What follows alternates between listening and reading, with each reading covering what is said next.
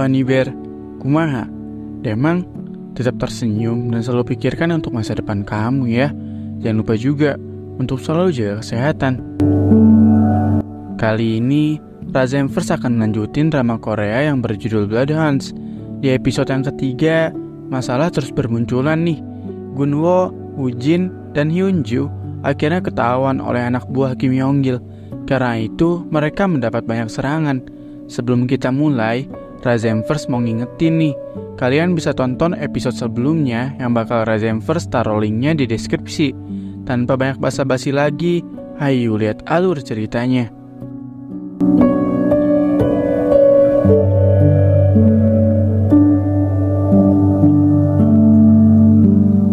Kisah dilanjut dengan Gunwo yang menyerang komplotan itu. Nampaknya saat ia datang, Jaemyung mengenali topi yang dipakai Gunwo itu milik Hyunju. Jaemyung dan komplotannya pun kabur setelah Woojin datang membantu. Lalu Gunwo ngabarin ke Hyunju kalau mereka memanggil ambulan untuk tunawisma yang sekarat. Namun Jaemyung berhasil kabur. Mendengar hal itu, Hyunju marah banget. Teleponnya pun dimatikan. Woojin pun nenangin Gunwo. Kemudian ia mencoba menelpon Hyunju untuk meminta maaf. Niatnya berhasil. Hyunju meminta mereka datang ke toko buku. Sebelum berangkat, Woojin ngasih pengertian ke temannya itu kalau mereka harus mengalah karena ini tugas pertamanya. Hal itu wajar karena mereka belum saling mengenal dan Hyunju pun belum mengerti karena ia tidak ada di sana. Di toko buku, Hyunju tetap nggak maafin mereka sampai-sampai Woojin berdebat dengannya. Melihat itu, Gunwo memilih untuk keluar dan mencari cara untuk mengembalikan uang yang diberi Pak Choi. Ia lalu berbicara sambil nunjukin luka yang diterima dari Kim Yonggil. Kalau ia membiarkan orang yang sekarat, ia akan lebih buruk dari orang itu. Mereka lalu pamit. Woojin tetap akan membantu Gunwo. Mereka sempat-sempatnya saling ngejek. Namun ternyata Hyunju melihat tingkah mereka berdua. Ia lalu minta maaf lewat pesan dan minta mereka untuk datang lagi esok hari. Di tempat yang berbeda, Junmin yang sedang asik bermain golf didatangi oleh Jaemyung yang langsung bercerita kalau dirinya dibuntuti dan tahu persis siapa karena sebuah topi yang dipakai Gunwo saat itu.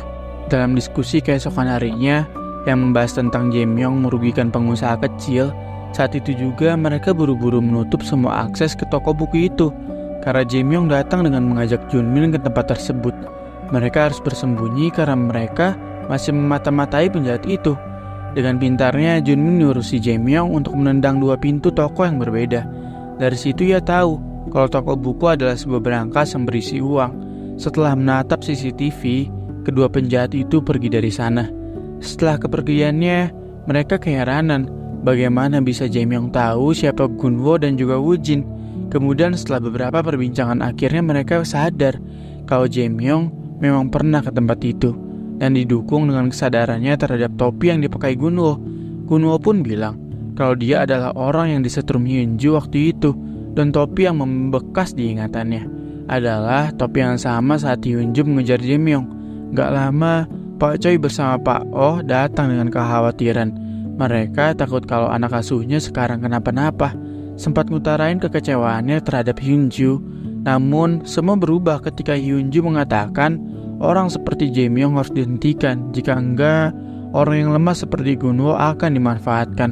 Saat itu juga, Gunwo memperlihatkan luka sobekannya yang disuruh Hyunju.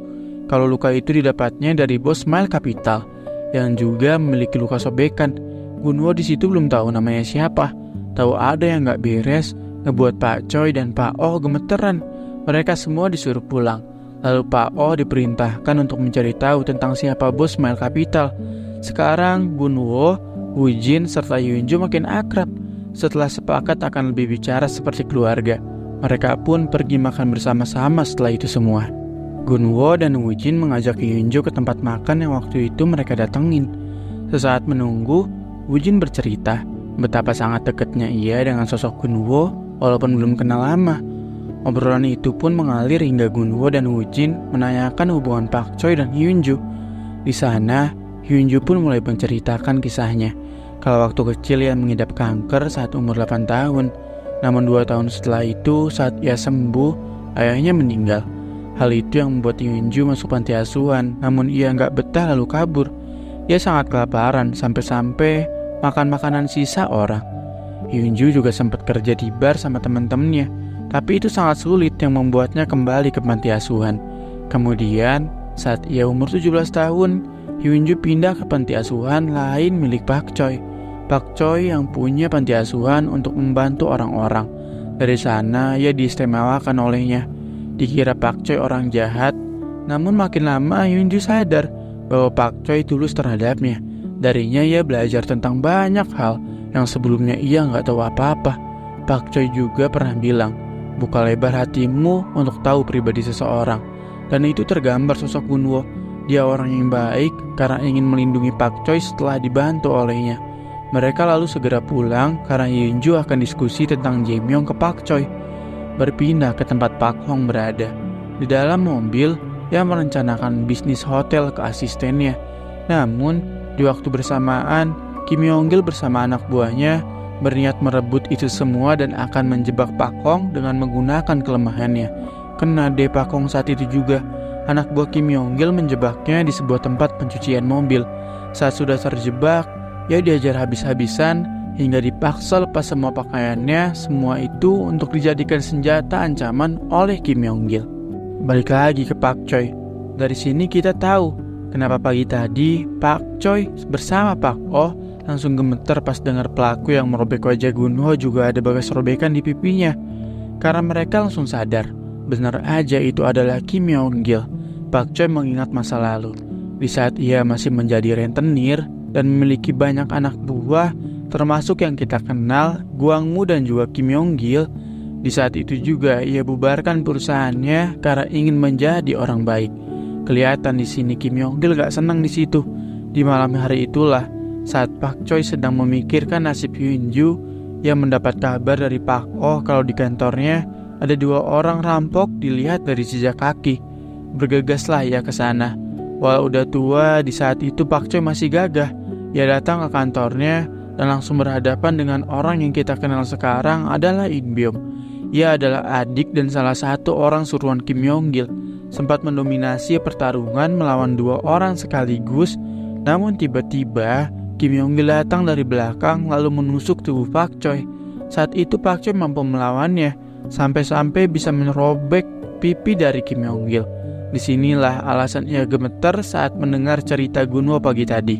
Walaupun begitu, ia tetap kalah telak karena ia dihajar lagi oleh In Byung dan sempat dikira meninggal oleh mereka. Pas udah ambil semua harta milik Pak Choi, ia dikagetkan karena Pak Choi menghilang entah kemana. Setelah sadar hal itu semua, Hyunjo menemui Pak Choi untuk meminta menangkap Jae-myung. Namun Pak Choi berpesan untuk tidak melakukan itu karena mereka suka membunuh. Ia khawatir terhadap keselamatan Hyunju. Lagi pula ia udah tua, gak cukup kekuatan maupun keberanian. Ia hanya ingin hidup tenang di masa tua dan mewariskan segalanya untuk cucunya itu. Hyunju lalu mengerti dan segera memeluk Pak Choi. Di tempat lain, Kim Yong-gil bersama In Byung berangkat untuk menyimpan beberapa emasnya. Semua itu ia pelajari dari Pak Choi.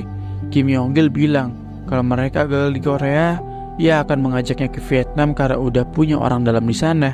Mereka akan hidup seperti raja karena emas yang mereka miliki. Di pagi hari, Hyunju bersama Woo Jin dan Gunwo diajak ke tempat makan bibi yang mereka kenal. Namun sesampainya di sana, tempat itu berantakan. Sambil gemetaran, bibi cerita kalau tempatnya dihancurin preman rentenir karena dia nggak bisa bayar hutang. Tahu rentenirnya orang kenalan Woo Jin. Ia coba negosiasi kepadanya, namun Woo Jin gak dapet hasil dari obrolan itu. Gunwo nyaranin buat tangkap Jae-myung karena udah banyak korban ulah orang itu. Hyunju udah nolak untuk Pak Choi karena mereka emang gak bisa tinggal diam.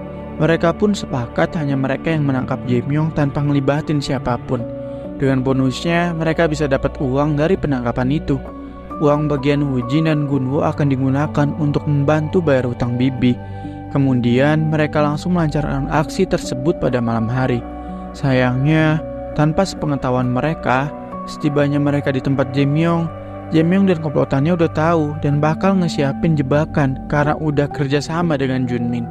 Pura-pura deh Jae-myung diantarkan dengan mobil yang diikuti oleh Hyunju dan lainnya. Di suatu tempat berlorong, Jae-myung turun yang diikuti oleh Gunwo dan juga Woo Jin. Saat itu juga, Pasukan yang dibawa Jae-myung seketika datang yang langsung mengepung mereka. Tahu mereka dalam bahaya, dengan panik, Hyunju segera meminta bantuan kepada Pak Choi. Kemudian, film Bloodhounds episode 3 pun berakhir sampai sini.